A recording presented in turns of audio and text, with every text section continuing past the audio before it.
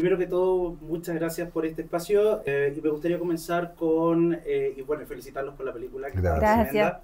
Francisco, ¿qué fue lo que más te desafió emocional o físicamente durante el rodaje en el desierto y qué matices quisiste darle a Pacífico para humanizarlo, más allá del estereotipo del minero de tu rol?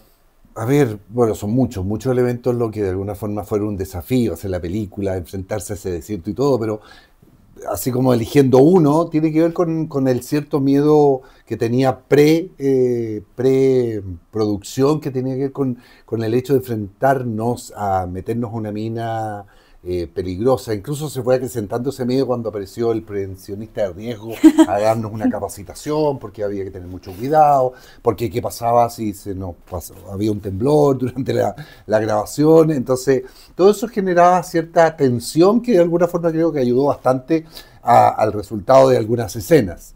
Pero y también, por otro lado, me encantó, o el desafío como actoral tenía que ver con lograr representar este personaje que transitaba entre esta imagen dura, impenetrable, un líder, ¿cómo se llama?, bastante ególatra y ambicioso, a un padre que evidentemente tenía un amor tan grande por su hija que la situación de la película, los distintos hechos de la película lo transforman en un ser tremendamente vulnerable y frágil. Ese viaje y esa dualidad me parecía interesante cuidarla, afinarla, que fuera muy precisa. Hay ciertas secuencias en donde yo trato o el personaje trata de esconder el dolor o el miedo o la angustia que está sintiendo para escondérsela a su hija. Y eran ciertas secuencias que había que afinar sutilmente en el relato actoral. Y eso era un desafío que me tenía muy atento a realizar. Sí, habían escenas súper marcadas de estoy bien, cuando en realidad había todo un subtexto sí, aterrador. Sí. Claro, tu personaje pasa de ser un adolescente a asumir un rol casi adulto en un entorno brutal. ¿Cómo trabajaste ese viaje de transformación interna para llegar a la verdad del personaje? Bueno, para mí fue primordial las conversaciones previas con Juan Olea, nuestro director, también con Junta Pancho, generar un vínculo más allá de lo profesional, sino que humano, de sentarnos a conversar y vernos las caras y conocernos, cuál es nuestra historia y qué es lo que de alguna manera vamos a recorrer juntos. Es un viaje en el que nos lanzamos. Sí, eso pasa con los proyectos. Uno te podéis leer el guión, te pueden contar lo que va a suceder, pero al final uno lo vive cuando está ahí. Entonces fue un desafío muy... Puede haber sido aterrador, pero había un equipo detrás acompañándonos y dándonos barra. Yo sentí que fuimos como un pelotón, que íbamos a la guerra porque íbamos al desierto, pero sabíamos que íbamos a volver vivos. Claro, al menos teníamos el prevencionista y ¿te acordáis que la jornada 0 nos tembló? Fue como bienvenidos a Atacama. Pero nada, uno se entrega al viaje y eso es lo lindo. Y bueno, y tomando eso del viaje, y esto es una pregunta para ambos, en el desarrollo del personaje, vieron la película, vivieron la película, ¿qué aprendizaje personal tomaron de sus personajes?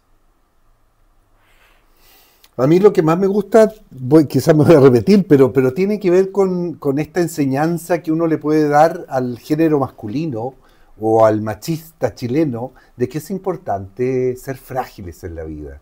Es importante mostrar la fragilidad, forma parte de las fortalezas. Y esa enseñanza que de alguna forma yo tengo esa duda y me gusta tenerla, pero claro, culturalmente hablando, mi viaje personal, vengo de una historia donde decían los niños no lloran. Entonces, y ha sido constante, hay un constante salir de ese lugar. Y yo creo que el personaje de Pacífico transita exactamente por ese lugar, en que debiera al tiro haber demostrado o mostrado sus debilidades, porque también es una fortaleza. Y esa enseñanza así tácita me encantó de haber interpretado a Pacíficos. En esa misma línea que habla Pancho, yo siento que es muy similar a lo que viví yo como interpretando a Carola, que también vengo de una generación en la cual de alguna forma a las mujeres se nos ha enseñado que somos las que contenemos, que somos las que necesitamos ayuda, que somos las que preguntamos ¿y ahora qué vamos a hacer?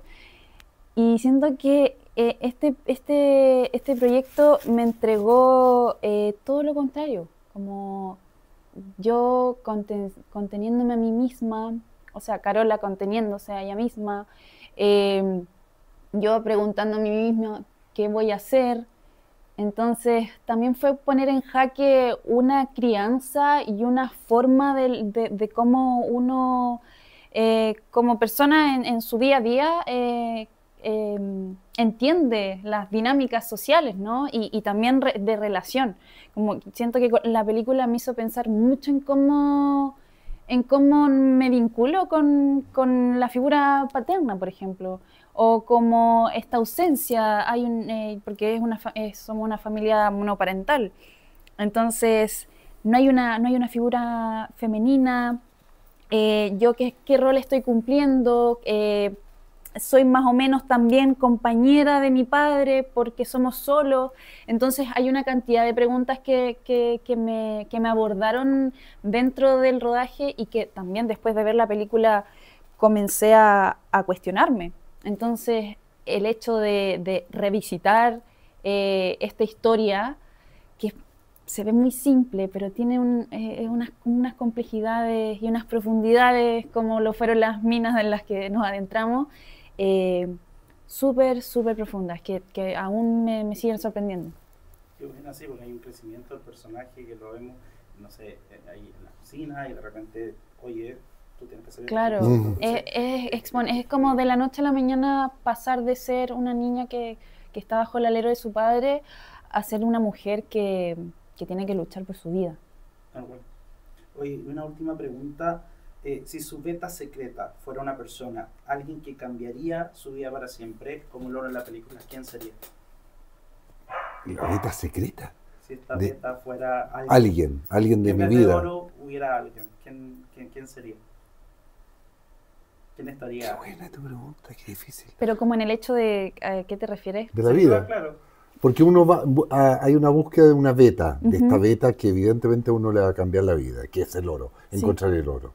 La pregunta es, si uno encontrara a alguien, ¿a qué alguien está buscando que tiene la sensación que te va a cambiar la vida?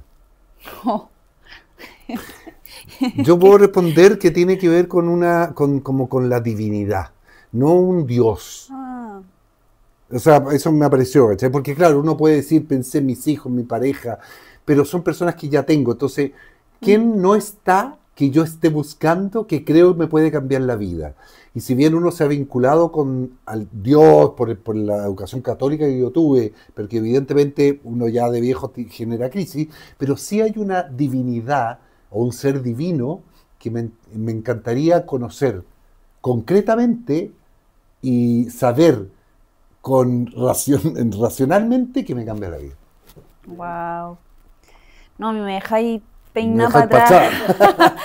Sí, qué loco, porque yo creo que toda la vida siempre estamos en una constante búsqueda de, qué sé yo, ser felices, cuál es el sentido de la vida, qué vine a hacer en este plano terrenal. Y creo que también, como dice Pancho, más que una persona en sí, es como el autoconocimiento. Como, al final... A ti misma. Sí. ¿Encontraste a ti misma? Buena.